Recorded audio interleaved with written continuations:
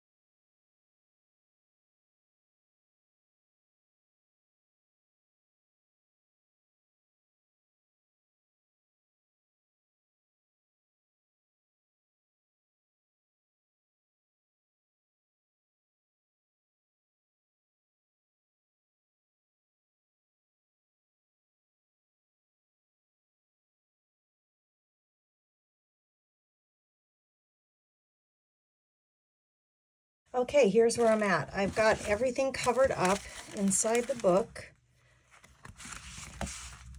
And it's time to do the cover. Okay, so first of all, I better figure out where the center of my book is, which I think is right here. Let's count the pages. 1, 2, 3, 4, 5. 1, 2, 3, 4, 5. That's the center of the signature. Okay, that's going to end up getting sewn into our cover. So let's get to our cover. Here we go. All right, really stiff canvas here. Just a scrap of stiff canvas. And here is my front and back. Okay, I want to stitch all the way around here just to hold it together. You know, it's, I actually left this open because I was thinking it could be a tuck spot. So let me figure out if I do actually want to leave that way. I think I will. There's no reason not to. No, I'm going to stitch it. We're going to stitch all the way around on both of them.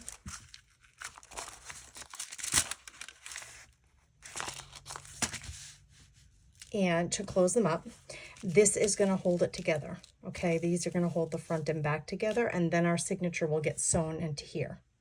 Okay, so that's how that's going to work out. Now, the order that you do that in, it's totally up to you. You could sew around your edges, sew this onto the center of your book, and then glue the flaps down to your covers. But I think what I did the last time was I sewed around, I sewed these in place, and then I sewed the signature onto the middle of the cover. So I think I'm going to try to do it again that same way. Okay, so I have my machine here. I know this will be a little bit challenging, but we're going to do it like this. And we'll just get started. Hopefully my machine doesn't give me any trouble and we can just get this going. Here we go. I think I just want a straight stitch. Let me make sure. And now, right now, I'm just closing this up.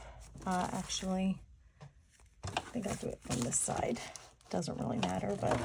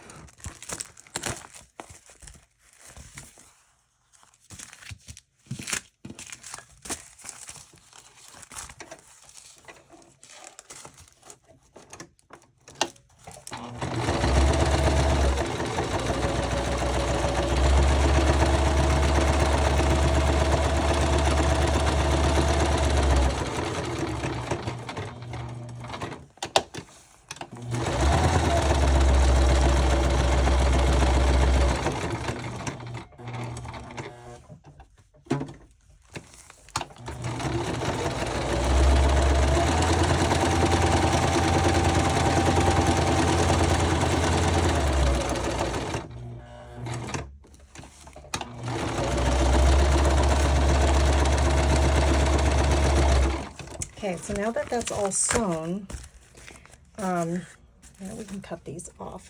Sometimes I like to leave them. Sometimes I don't. Just depends on whatever whimsy I feel today.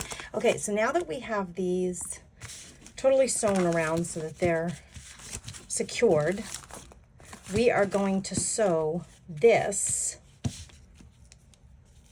And you can glue it. I mean, we could tack it down and then sew it, right? So I want to leave enough space for this signature to live. The signature, there's the front of my signature, yes? What did I have as the front? This is the front. This is going to go right here. like that, okay? So you could use some glue and tack this down and then sew it. I mean, it might make it easier to like hold everything in place. So I'm gonna put a little glue. It'll hold it in place while we're sewing it, right? I'm gonna run it through the machine and put another stitch line.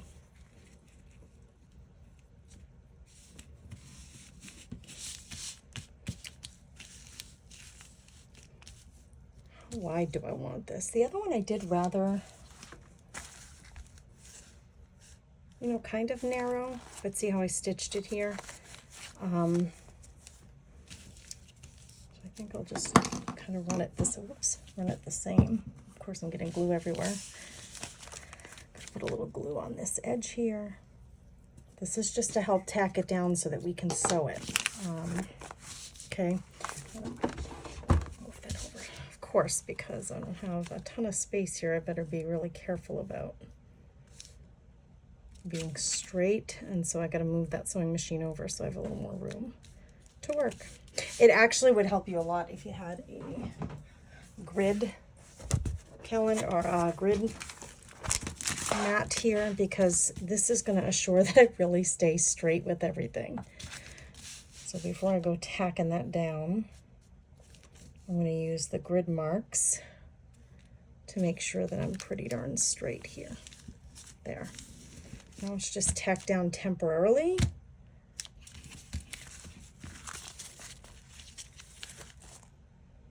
I'm going to put another stitch line here and here for the sole purpose of holding that in place. Okay, so we're going to go back to our machine over here. Let's scooch it over.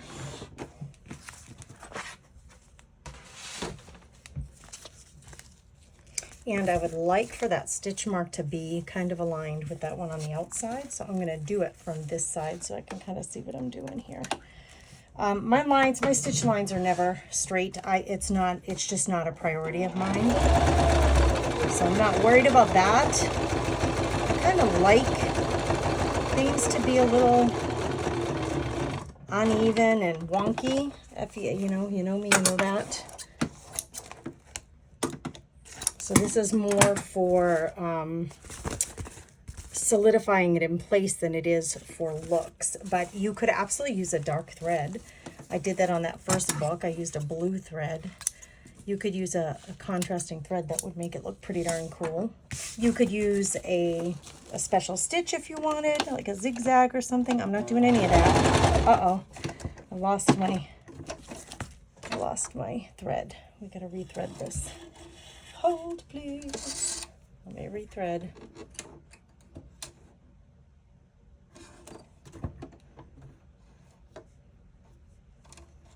It'll take me a hot second, girls.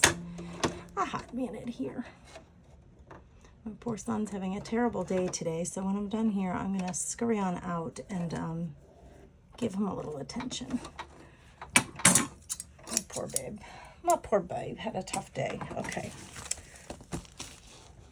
Here we go again.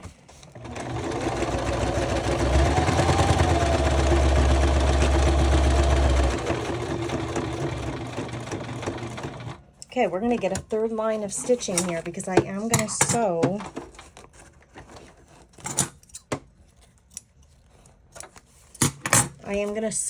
with the machine. That's what I did last time. We're going to try it again. This is rather thick, but I want to sew with my machine this into place if it'll get through all that paper. I'm not sure if it will, but let me center this first, the cover.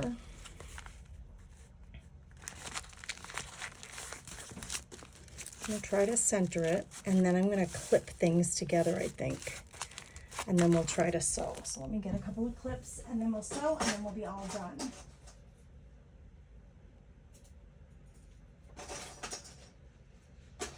I better get a few clips here to hold things in place. So kind of like where that is. I'm checking both vertical and horizontal positioning here. I kind of like where it is right there. I need to move this out of my way again so I have some room. Where's my center? I lost it. Uh-oh, where did my center go? 5 pieces. Oh, wait, Gracie, I'm backwards. See, that would have been lovely, huh? If I put it on backwards. Good gravy, that was looking, that would have been crazy if I put the cover, front cover on the inside. That would have been good. I want it to be like this. The cover is the same size as my inside, you know, my signature. So I want to make sure it's lined up that way. And I also want to make sure it's lined, here's the center. I also want to make sure it's in the center this way. So I'm checking positioning on both ends. Then I've got my finger here in the center of the signature. Then we can clip these all together. Make sure they stay together. So that when I run it through the machine, hopefully we're straight. And hopefully it gets through all the paper. This is what I did last time and it worked. So we're gonna try it again. If this doesn't work, if I can't get the machine to stitch through here, oh no, I didn't do that. I guess I actually did poke holes through it. Oh, maybe that's what we'll do. Wouldn't it be fun though if I could get the machine to go right through that on that center line? Should we try it? It's a lot of paper to get through. I don't know how the machine will handle it. Should we try it? I don't even know. Let's see if it'll get through. Oh, it'll go in there.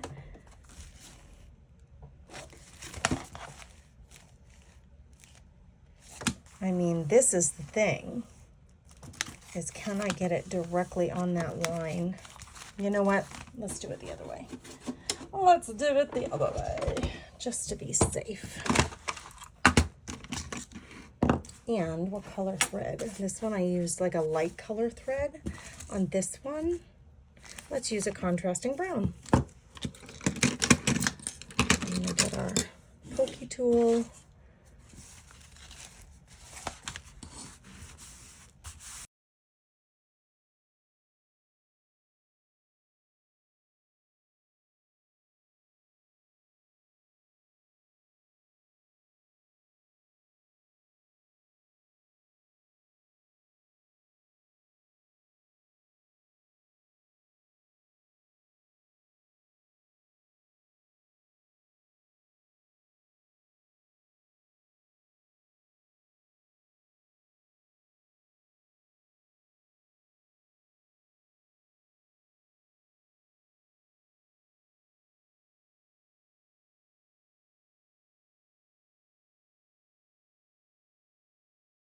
And put some beads on here if we wanted to.